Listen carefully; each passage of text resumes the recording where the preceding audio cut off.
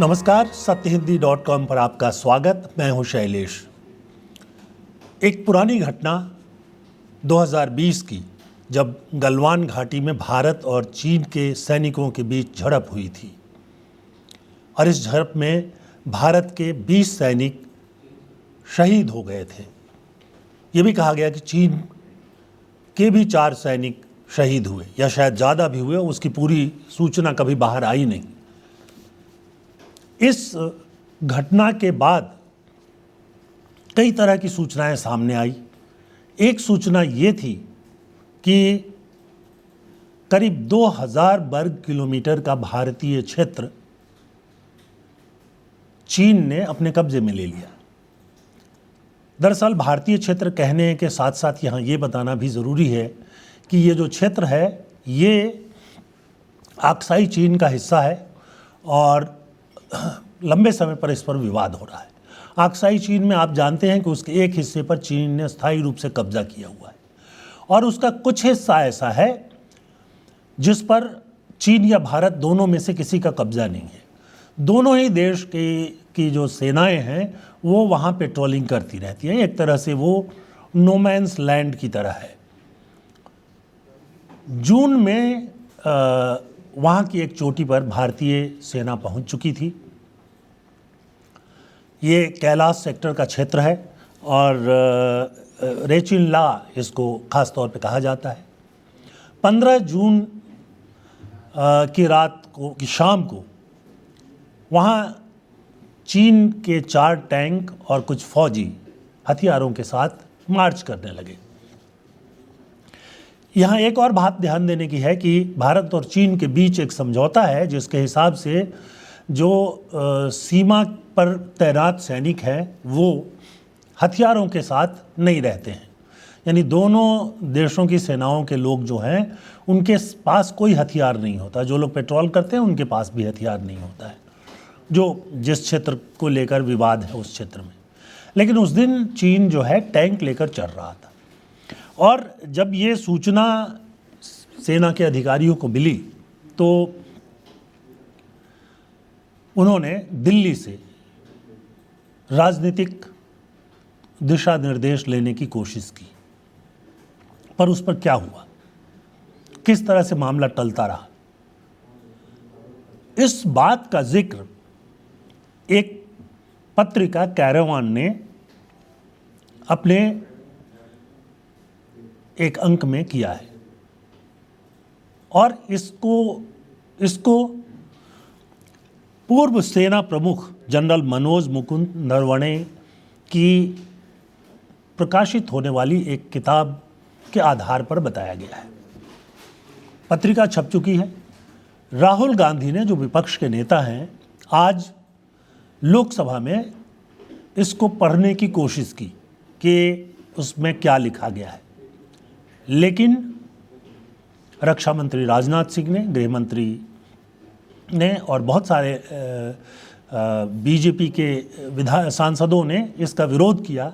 उसके चलते संसद में गतिरोध हुआ। इसकी रिपोर्ट आप देख चुके होंगे, हम उस पर ज़्यादा बात नहीं करेंगे। लेकिन ये मामला संसद में उठ चुका है। संसद में जो प्रकाशित होने वाली किताब है उसके अंश को लेकर राजीव गांधी पहुंच गए थे। कारवान पत्रिका का हिस्सा भी संसद की कार्रवाई में पहुंच चुका था और इसलिए हम समझते हैं कि आपके सामने इस तथ्य को रखना बहुत ज़रूरी है कि क्या देश से कोई जो सूचना थी उसको छुपाने की कोशिश की गई है। क्या सचमुच चीन ने 2020 के जून में भारत के कुछ क्षेत्रों पर कब्जा किया? हालांकि प्रधानमंत्री नरेंद्र मोदी इस घटना के बाद एक सर्वदलीय बैठक में बयान दे चुके थे कि हमारे किसी क्षेत्र पर किसी ने कब्जा नहीं किया है। लेकिन अब जब सेना प्रमुख के हवाले से कोई बात आ रही है तो उस पर गौर करने की ज़रूरत निश्चित तौर पर है। क्या प्रधानमंत्री का बयान पूर्णतया सत्य था या उसमें भी कोई ऐसी बात थी जिसको नहीं बताया गया? वैसे तो जो पूरा अक्साई चीन का क्षेत्र है, तिब्बत का इलाका, जिस पर 1962 से चीन का कब्जा है, 38,000 वर्ग किलोमीटर का बताया गया है। और उसमें ये 2,000 वर्ग किलोमीटर को लेकर के झगड़ा था। झगड़ा भी क्या था कि ये 2,000 वर्ग किलोमीटर में भारत के लोग भी पेट्रोलिंग करते थे और चीन के लोग भी करते थे। वहाँ एक जो रेचिनला में एक ऊंची चोटी पर भारतीय सैनिक मौजूद थे, और ये जो ऊंचाई है ना, पहाड़ी क्षेत्रों में एक सेना को काफ़ी बढ़त देती है। नीचे वाले जो हैं इलाके वो पूरी तरह से सुरक्षित रहते हैं। अब इसमें रात को 8:15 बजे से लेकर 10:30 बजे तक सेना प्रमुख और सुरक्षा सलाहकार, रक्षा मंत्री के बीच में कुछ वार्ताएं हुई। ये वार्ताएं क्या है, इन पर हम जाएंगे। लेकिन कारवान मैगजीन ने जो सेनाध्यक्ष जनरल नरवणे की किताब के हवाले से छापा है, सबसे पहले हम उसको पढ़ देते हैं। इस पत्रिका में लिखा गया है और वो उद्धृत किया गया है सेनाध्यक्ष नरवणे की प्रकाशित होने वाली किताब से। मैं उसे पढ़ रहा हूं। भारतीय सेना की उत्तरी कमान के प्रमुख लेफ्टिनेंट जनरल योगेश जोशी को रात 8 बजे एक फ़ोन कॉल मिला। उन्हें जो सूचना मिली उसने उन्हें चौंका दिया। 4 चीनी टैंक पैदल सेना के साथ पूर्वी लद्दाख में रेचिनला की ओर जाने वाले एक खड़ी पहाड़ी के रास्ते पर चढ़ते हुए आगे बढ़ने लगे थे। जोशी ने इस गतिविधि की सूचना फौरन सेना प्रमुख जनरल मनोज मुकुंद नरवणे को दी, जिन्होंने स्थिति की गंभीरता को तुरंत समझ लिया। ये टैंक कैलाश रेंज पर भारतीय ठिकानों से कुछ ही 100 मीटर की दूरी पर थे। यह रणनीतिक ऊंचाई, जिसे भारतीय बलों ने कुछ ही घंटे पहले चीन की पीपुल्स लिबरेशन आर्मी के साथ एक खतरनाक संघर्ष में अपने कब्जे में लिया था, विवादित वास्तविक नियंत्रण रेखा जो दोनों देशों के बीच वास्तविक सीमा है कि इस दुर्गम इलाके में ऊंचाई का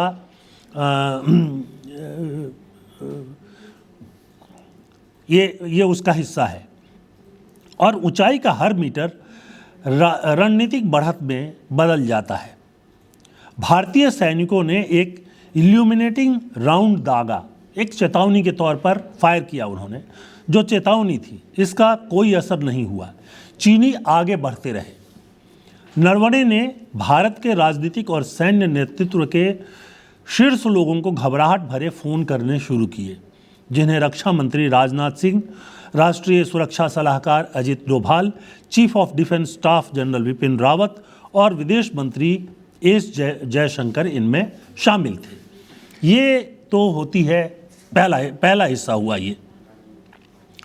और इसके बाद जो घटनाएं हैं उसका भी विवरण कारवां पत्रिका ने अपनी तरह से इस पत्रिका में दिया है।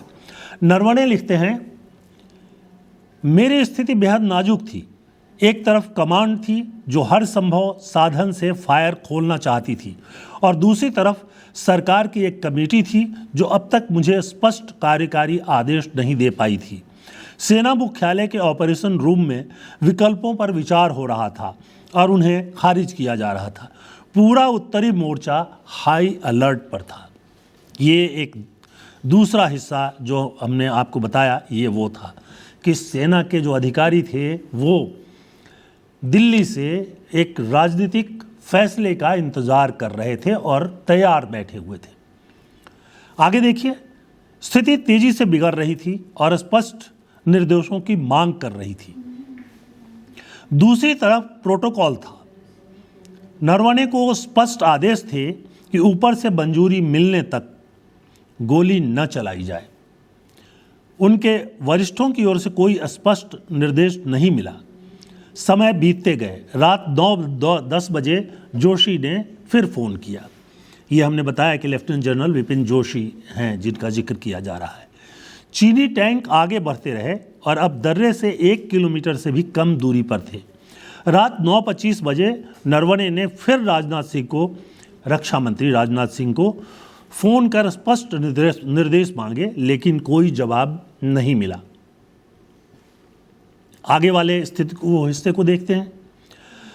संभावित टकराव वाले क्षेत्रों की निगरानी की जा रही थी, लेकिन निर्णायक बिंदु रेचिन ला था, यानी जो जिस टॉप पे वो बैठे थे उसका नाम रेचिन ला था। नरवणे ने रक्षा मंत्री को एक और फ़ोन किया, जिन्होंने वापस कॉल करने का वादा किया। समय खिंचता चला गया, हर मिनट चीनी टैंकों के शिखर तक पहुंचने के और करीब ले जा रहा था। रात 10:30 बजे राजनाथ सिंह का फ़ोन आया।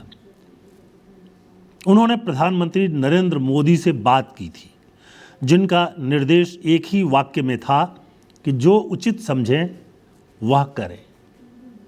यानी राजनाथ सिंह जी ने सेना अध्यक्ष को बताया कि प्रधानमंत्री ने कहा है कि आप जो उचित समझें वो करें। अब नरवणे अपनी दुविधा की बात लिखते हैं। यह फैसला पूरी तरह सैन्य स्तर पर होना था। मोदी से सलाह ली गई थी, उन्हें जानकारी दी गई थी, लेकिन उन्होंने निर्णय लेने से इनकार कर दिया था। नरवणे याद करते हैं कि मुझे मुश्किल हालात में डाल दिया गया था, इस पूरी छूट के साथ कि अब पूरी जिम्मेदारी मेरे ऊपर थी। ये तो बात हुई जो कारवान पत्रिका ने हमारे जो सेना प्रमुख थे नरवणे, उनकी छपने वाली किताब और उनसे बातचीत वगैरह के आधार पर जो लिखी है वो ये उनकी रिपोर्ट है। बहुत गंभीर है और निश्चित तौर पर ये बता रही है कि हमारा राजनीतिक नेतृत्व जो है कहीं ना कहीं पर विफल रहा था और इस विफलता के कारण हमारे 20 सैनिक मारे गए थे। पहले अगर सूचना मिलती और ऊंचाई से वो फायर करते तो शायद हमारे इतने सैनिक हताहत नहीं होते। हालांकि गोली चलाने का और वहाँ युद्ध शुरू करने का अपना भी खतरा होता है, लेकिन इस खतरे से बच पाना भी कभी कभी मुश्किल होता है। इसी बीच इस रिपोर्ट से ये संकेत मिलता है कि भारतीय अधिकारी और राजनीतिक नेतृत्व जो है वो चीन से संपर्क करके इसको रोकने की कोशिश कर रहा था। वास्तव में नरवणे की किताब में ही है कि चीन के एक सैनिक अधिकारी का फ़ोन भी आया जिसमें कहा गया कि ये जो विवाद है इसको रोकते हैं, लेकिन कुछ देर के बाद सीमा से फिर सूचना आई कि चीनी सैनिकों ने बढ़ना बंद नहीं किया है और इनफैक्ट वो ऊपर तक चले गए। आपको पता ही है कि किस तरह से लड़ाई हुई और किस तरह से वहाँ हमारे सैनिक जो हैं शहीद हुए। ये बहुत महत्वपूर्ण बात है। और उसके बाद 19 जून को सर्वदलीय बैठक हुई। उसके बाद प्रधानमंत्री ने टीवी पर देश को संबोधित किया और इस संबोधन में उन्होंने जो कहा उसे भी मैं पढ़ देता हूँ। प्रधानमंत्री ने कहा, न तो वहाँ कोई हमारी सीमा में घुस आया है और न ही कोई घुसा हुआ है और न ही हमारी कोई पोस्ट किसी दूसरे के कब्जे में है। अब ये जो है, जो कुछ सेनाध्यक्ष नरवणे की किताब में है उसका विरोधाभास है। जब रेचिनला में एक ऊंचे पोस्ट पर हमारे सैनिक मौजूद थे तो फिर चीन की तरफ से कोई कार्रवाई करना, बिना गोली चलाए भी करना, क्योंकि वहाँ पर जो है समझौता है कि दोनों देशों के लोग हथियार लेकर नहीं बढ़ेंगे, लेकिन चीन तो टैंक लेकर बढ़ रहा था। तो जाहिर सी बात है कि उल्लंघन पहले किसकी तरफ से हुआ ये तो बहुत साफ है। अब चीन की तरफ से जो दलीलें आई, जो और उस किताब में भी जिक्र है कि भारतीय सैनिक जो हैं वो 15 जून को 2020 को जब ये घटना हुई थी उससे थोड़ा पहले ही वहाँ पहुँचे थे। पर ये तो उस स्थिति, वहाँ पर एक स्थायी स्थिति है। कई ऐसे इलाके हैं जहाँ पहले कभी चीनी सैनिक जो हैं आते हैं, फिर कई भारतीय सैनिक जाते हैं। कुछ इलाकों में कुछ पोस्ट पर वहाँ चीनी सैनिक स्थायी रूप से बैठे हुए हैं, कुछ पोस्ट पर भारत भी बैठा हुआ है। 1 से 8 तक पोस्ट वहाँ बताए जाते हैं, जिसमें 4 पोस्ट तक भारत की पहुँच है और उसके अलावा जो हिस्से हैं वो चीन के पोस्ट हैं, चीन के कब्जे में है। तो ये एक बड़ी गंभीर स्थिति है और ये एक सीधा संकेत है कि कहीं ना कहीं भारतीय राजनीतिक पहल और कूटनीतिक पहल जो है वो कई मौक़ों पर विफल हो जाती है और फिर कई तरह की बातें की जाती हैं। ये मान लेना कि भारतीय सैनिक रेचिनला क्षेत्र के उस ऊंची चोटी पर बहुत हाल में गए थे तो इसलिए चीन का अधिकार नहीं हो जाता। 1962 और उसके पहले के समझौते और यहाँ तक कि चीन ने तो तिब्बत पर 1949 में कब्जा किया था, पर उसके पहले भी कई तरह की संधियां हो चुकी थी। तो जाहिर सी बात है कि ये एक ऐसा मामला है जिसको लेकर सबक लेने की ज़रूरत है। हालांकि इस मुद्दे पर काफ़ी बातचीत हो रही है। चीन उसके बाद कुछ पीछे भी हटा, कुछ विवाद जो है हल करने की कोशिश हुई है, बातचीत अभी भी की जा रही है।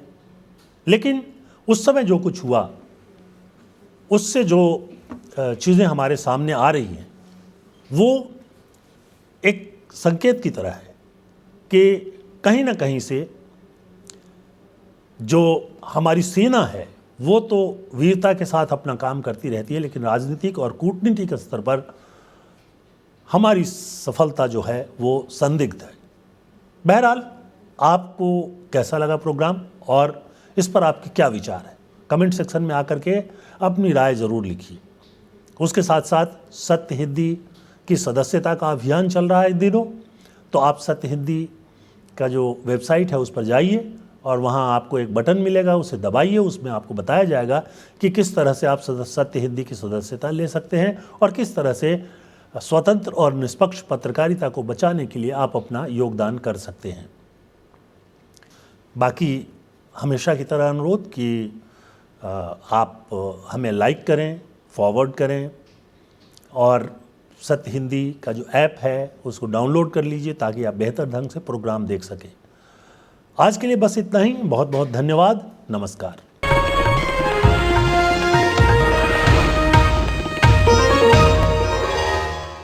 Copyright disclaimer under Section 107 of the Copyright Act 1976. Allowance is made for fair use for purposes such as criticism, comment, news reporting, scholarship, and research. Fair use is a use permitted by copyright statute that might otherwise be infringing.